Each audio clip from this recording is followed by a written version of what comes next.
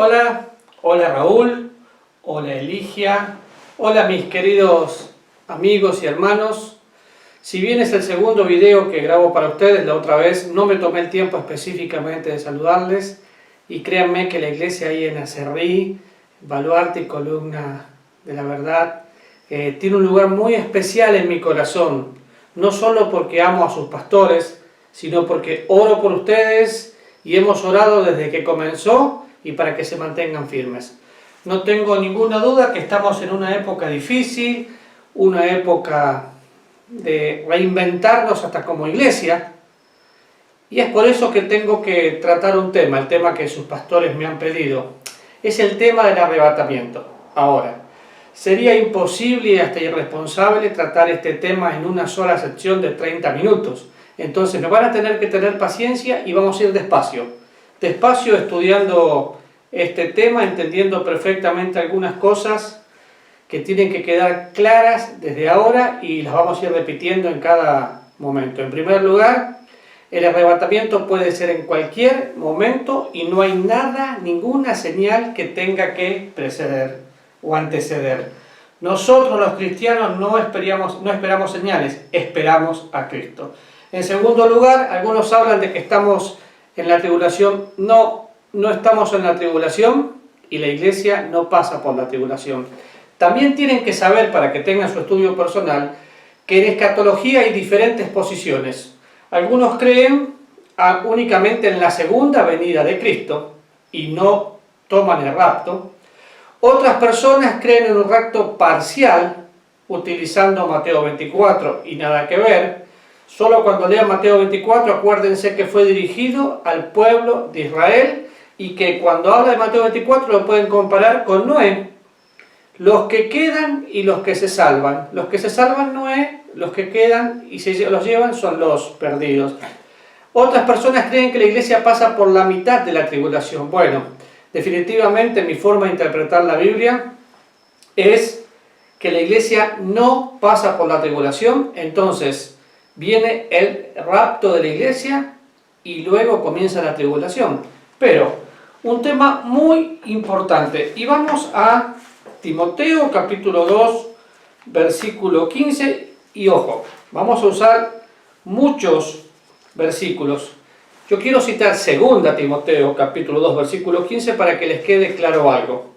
Dice así: procura con diligencia presentarte a Dios aprobado, como obrero que no tiene de qué avergonzarse, que usa bien la palabra de verdad. ¿Qué quiero hacer? Bueno, en primer lugar, presentarme como un obrero aprobado, pero en segundo lugar, cuando utiliza la palabra trazar, ¿sí? Aprobado como obrero que no tiene de qué avergonzarse, que usa bien la palabra de verdad. Usar, trazar, es como si un cirujano se equivoca en una cirugía, corta mal. Si un enseñador se equivoca en la enseñanza, haría un desastre. Entonces lo que tenemos que hacer es buscar para quién fue escrito, en qué momento fue escrito, y vamos a tener una hermenéutica muy interesante. Rapto o arrebatamiento. Dos palabras que vemos en la Biblia, o que utilizamos en la jerga cristiana, en la jerga evangélica, y que en realidad significan zarpazo, y es un evento que tiene que ver únicamente con la iglesia. Ahora, como dije antes, no hay profecías que lo anuncien, y es una doctrina que tiene que ver exclusivamente con la iglesia, no con la segunda venida. Usted toma Mateo 24 y toma los versículos del Nuevo Testamento y se va a dar cuenta que en la segunda venida, cosa que sucede después del arrebatamiento, Jesús viene ya con sus santos, la iglesia. En esta Jesús no toca la tierra y se lleva a sus santos, se lleva a la iglesia. La iglesia, el cuerpo de Cristo, va a ser removida por medio de un traslado antes que comience la tribulación. Grábese bien, por favor, eso, antes que comience la tribulación. Y déjeme mostrarle algo que es muy interesante. Cuando pensamos en los profetas no vieron la iglesia. ¿Por qué? ¿Por qué la iglesia es un valle escondido? Entonces, en la visión de los profetas, ¿ellos pudieron ver el nacimiento de Jesús? Sí. ¿Pudieron ver el Calvario y la muerte de Jesús y su resurrección? Sí. ¿Pudieron ver el anticristo? Claro que sí. ¿El sol de justicia? Por supuesto que sí. El reino milenial, la tierra destruida por fuego, la santa ciudad, cielos nuevos y tierras nuevas. Los profetas vieron profecías, pero no vieron la iglesia. ¿Por qué? Porque la iglesia es un valle escondido y en ninguna parte del Antiguo Testamento se menciona nada que tenga que ver con la iglesia. Entonces, al ser un valle escondido que no tiene nada que ver con la iglesia, los profetas no pudieron verlo. Hasta ahí estamos bien. En el Antiguo Testamento no hay ninguna mención de la iglesia. La iglesia no aparece y hay muchas profecías en cuanto a la segunda venida de Cristo, pero no hay una sola profecía en cuanto al rapto en el Antiguo Testamento porque no había iglesia.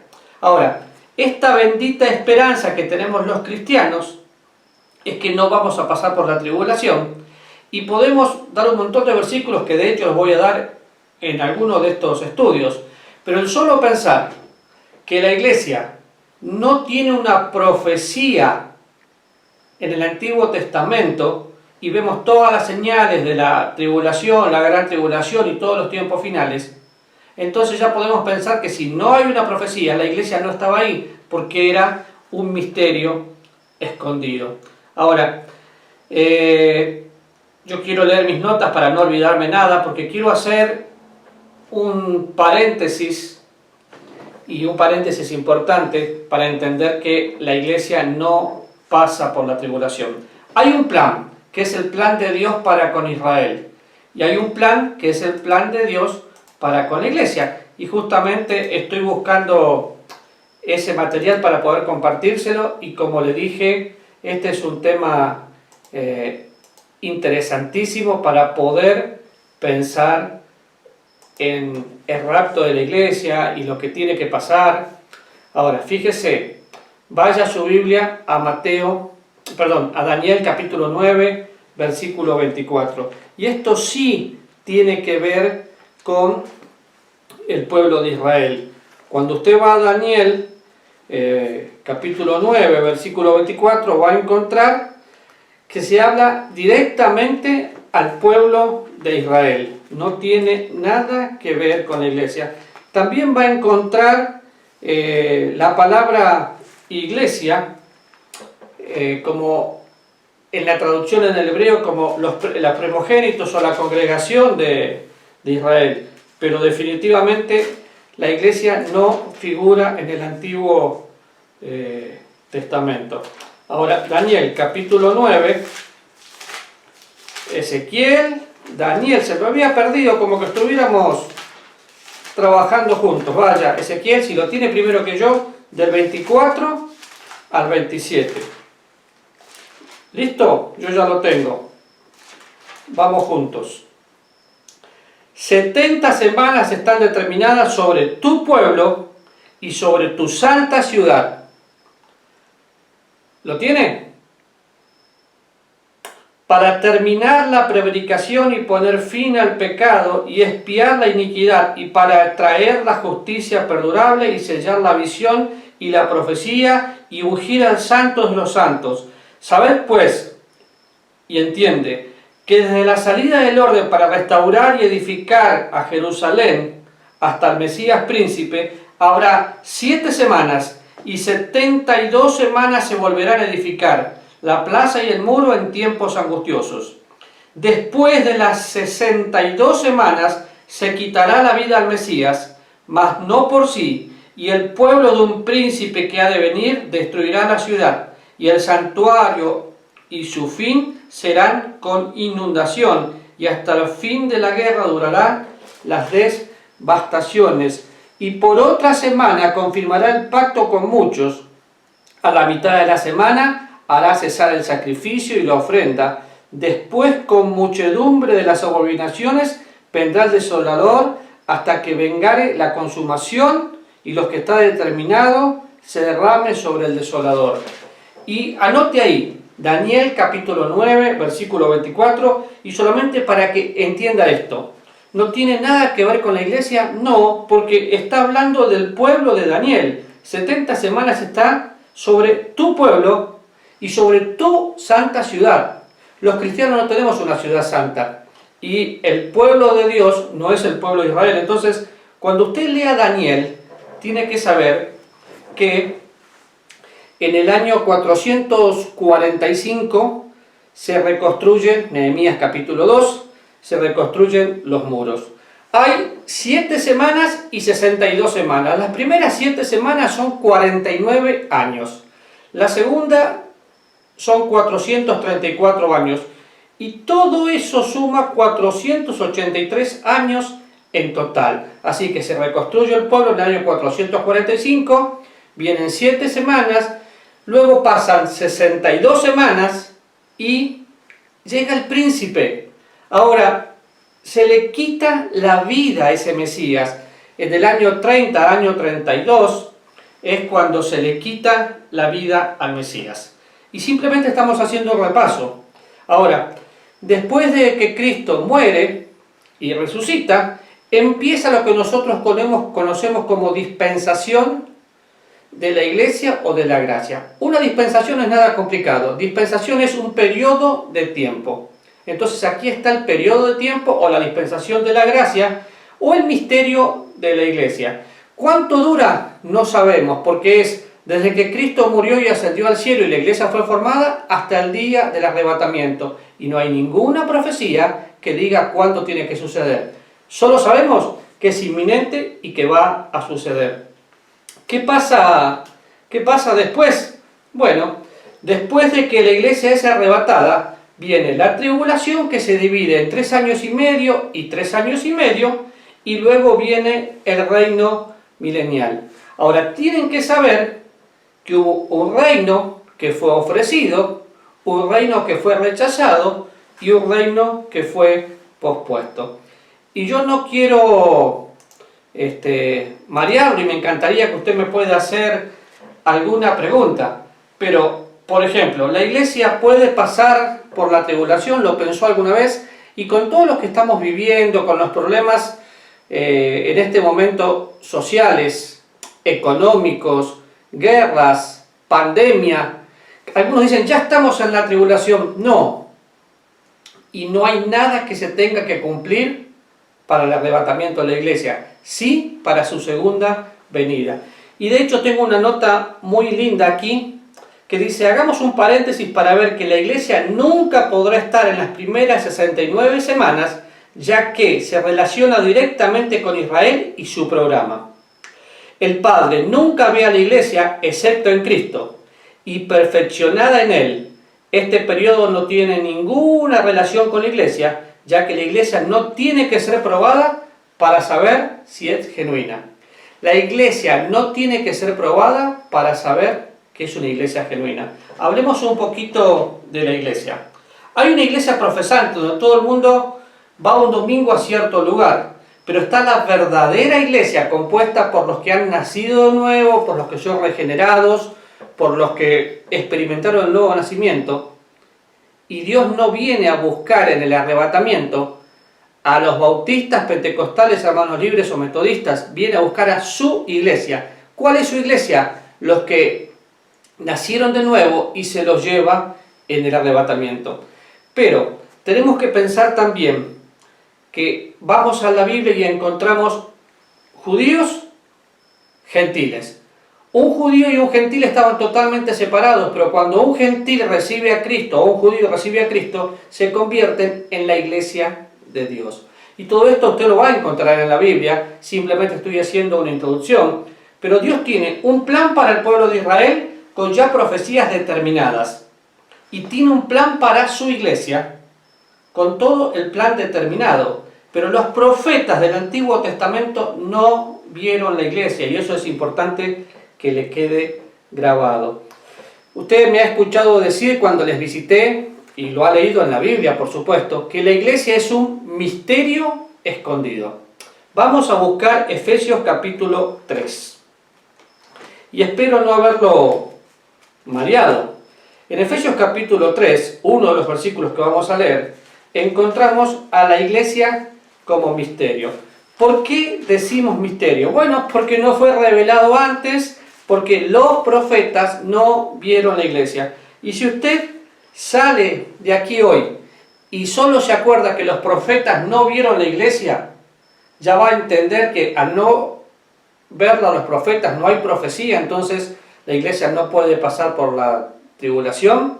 El arrebatamiento los profetas no lo vieron porque la iglesia era un misterio escondido. Capítulo 3 de Efesios dice así: por esta causa, yo Pablo, prisionero de Cristo Jesús por vosotros los gentiles, versículo 2, vamos juntos. Si es que habéis oído de la administración de la gracia de Dios que me fue dada para con vosotros, que por revelación me fue declarado el misterio, como antes lo he escrito brevemente, leyendo lo cual podéis entender cuál sea mi conocimiento en el misterio de Cristo. Marque, misterio, misterio. Versículo 5.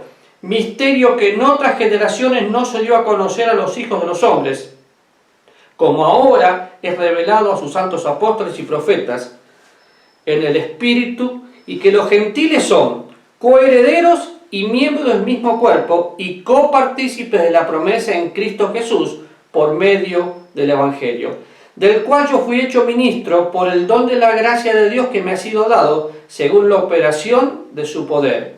A mí, dice Pablo, que soy el menos, el más pequeño de todos los santos, me fue dada esta gracia de anunciar entre los gentiles el evangelio de las inescrutables riquezas de Cristo y de aclarar a todos cuál sea la dispensación del misterio escondido desde los siglos en Dios que creó todas las cosas, para que la multiforme sabiduría de Dios sea ahora dada a conocer por medio de la Iglesia a los principados y potestades en los lugares celestiales, conforme al propósito eterno que hizo en Cristo Jesús nuestro Señor, en quien tenemos seguridad y acceso con confianza por medio de la fe en Él.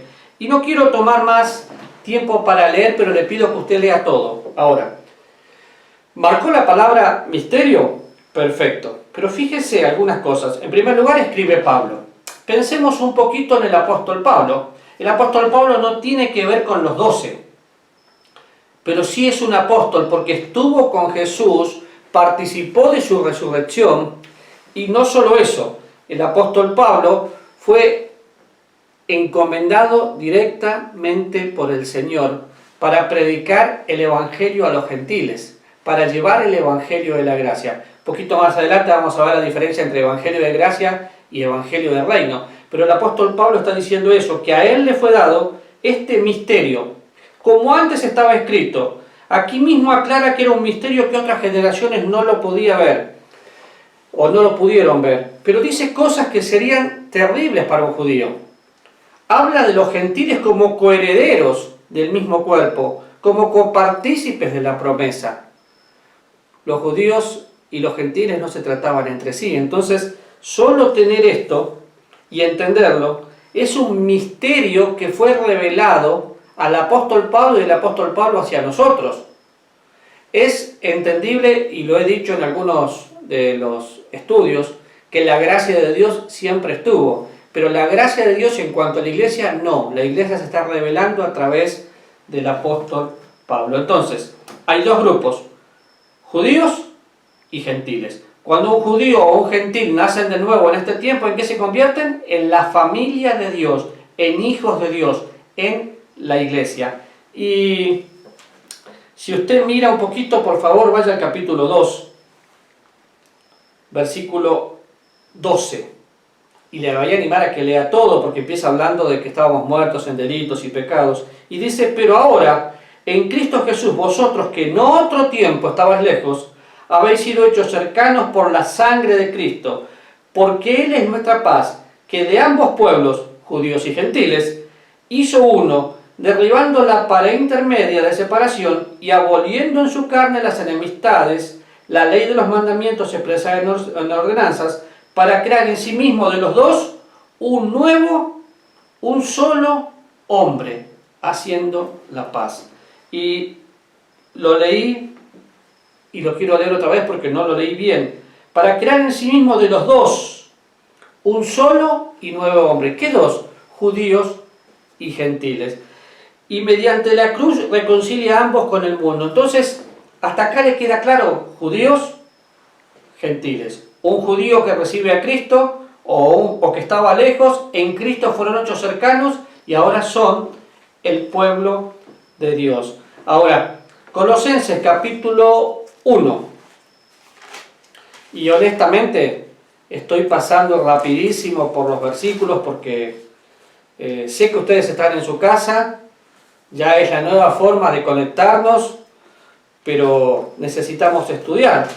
Capítulo 1, versículo 25. ¿Lo tienen? Miren qué interesante.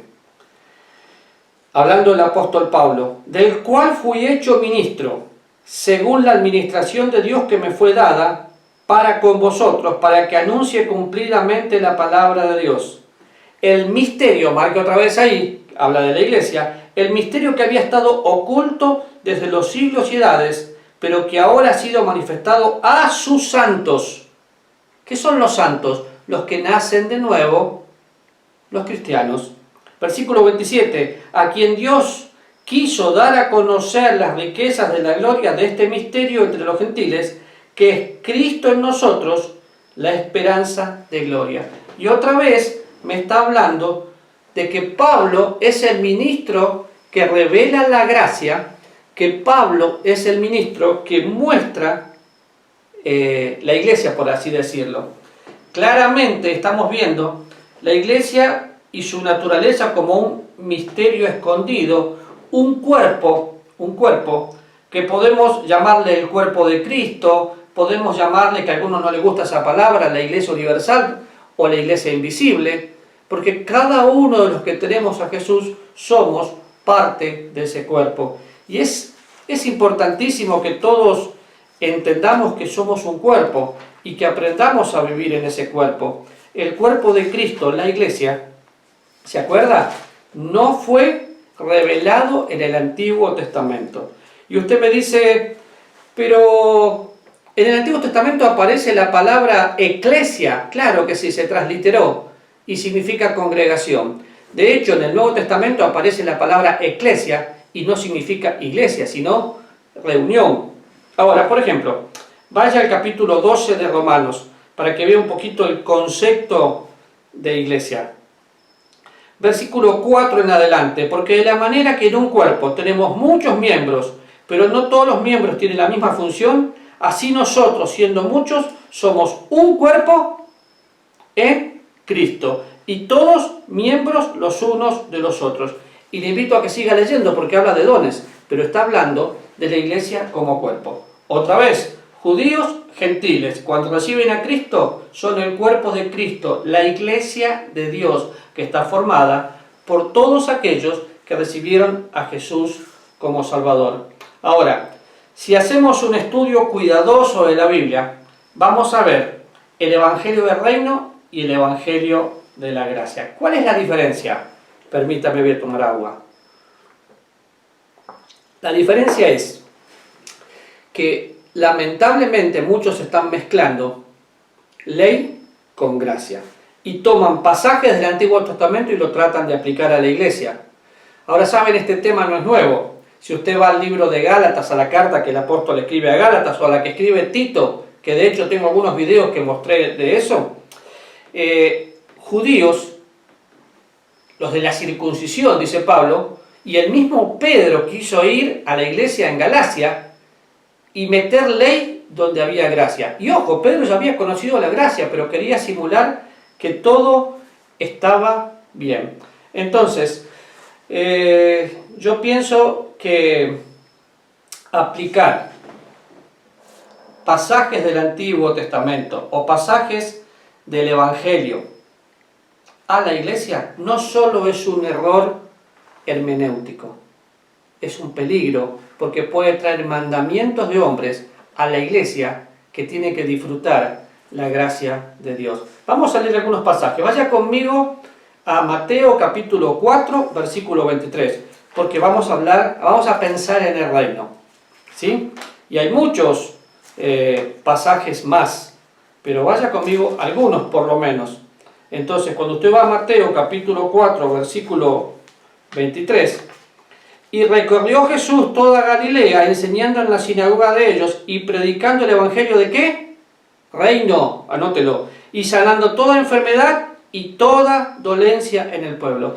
Y no estoy diciendo que Dios no sana hoy, pero Dios vino a salvar como prioridad. Jesucristo vino a salvar y a buscar lo que estaba perdido. Acá predicaba el evangelio del reino. Si mira un poquito antes, que me viene a la memoria en este momento, usted va a ver a Juan el Bautista. Juan el Bautista predicando y preparando el camino, y predicaba el evangelio del reino para arrepentimiento, ¿sí? Y no tiene nada que ver con el evangelio de la gracia de Dios. Mateo capítulo 9, versículo 35.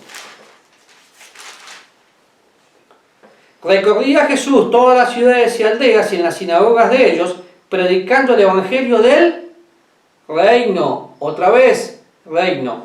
¿Qué reino? Tienen que acordarse que los judíos esperaban un Mesías literal, un Mesías que venga a reinar, y el Mesías vino a lo suyo, y los suyos no le recibieron, y a los que le recibieron les dio el derecho de ser hechos hijos de Dios. Vaya conmigo en su mente. Viene Juan el Bautista, predica el evangelio del reino, viene el Señor Jesús, se deja bautizar por Juan el Bautista para cumplir toda justicia, y luego el mismo Señor Jesús empieza a predicar el evangelio del reino. Pero lo estaban rechazando y lo vamos a ver un poquito más.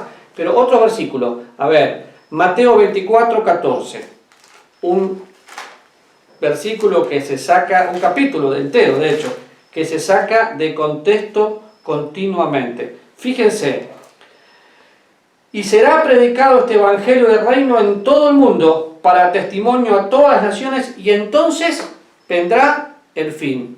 Hay que ser muy bruto para pensar que acá está la iglesia, y disculpe el término, pero no encuentro otro.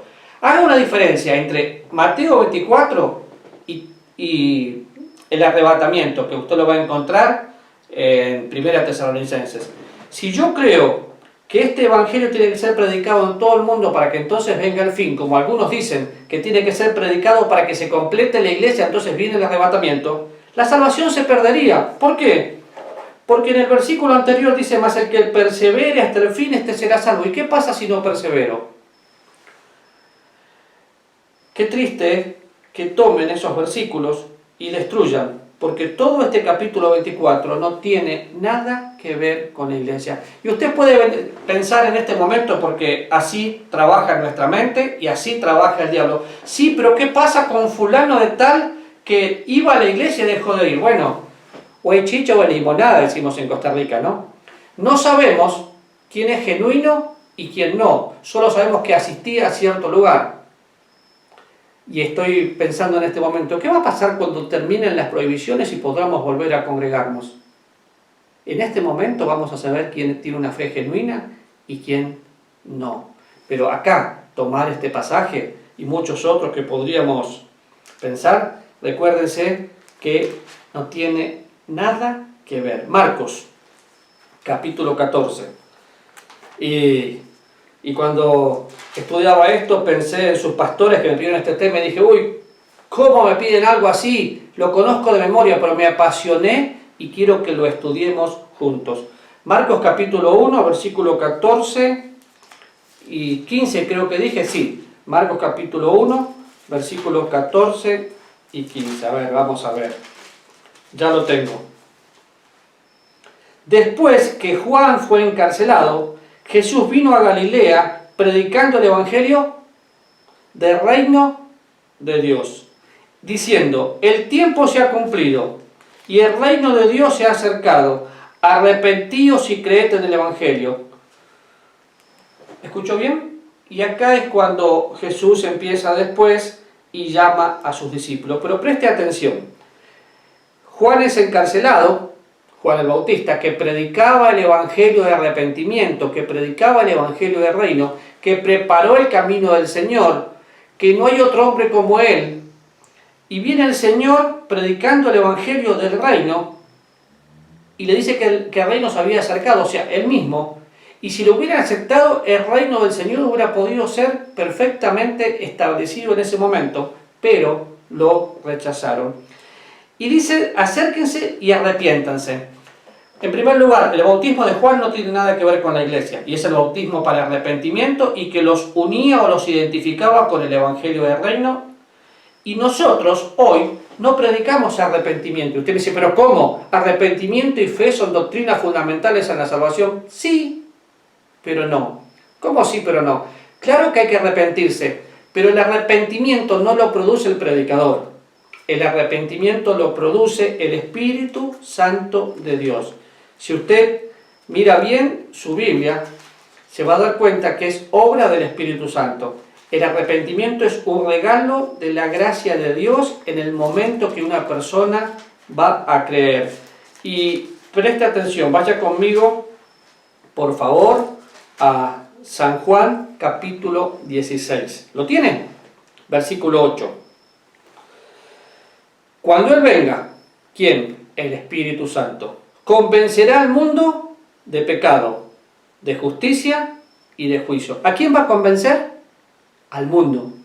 Los cristianos no estamos en el mundo, los cristianos estamos en el mundo, no somos del mundo. Entonces, yo como cristiano no necesito que el Espíritu me convenza, pero una persona que no tiene a Cristo necesita ser convencido por el Espíritu Santo de Dios para poder recibir a Jesús.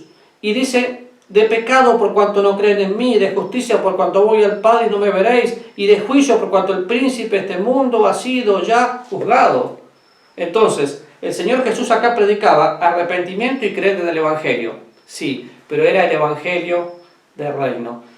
Tengo mucho más. Lucas, capítulo 4. Me parece que van a tener que aguantar como 3 domingos, ¿no? Pero bueno, eso le pasa al pastor por invitarme a enseñar la Biblia. Capítulo 4, versículo 43. Gracias, Raulito. De hecho, disfruto mucho cada vez que te veo enseñando y verte crecer en el Señor me llena de gozo. Versículo 43 del capítulo 4 de Lucas. Pero Él les dijo, es necesario que también en otras ciudades anuncie el Evangelio del reino de Dios, porque para esto he sido enviado. Y predicaba en las sinagogas de Galilea al pueblo judío el Evangelio de arrepentimiento. Capítulo 8 del libro de los Hechos. Capítulo 8 del libro de los Hechos, versículo 12.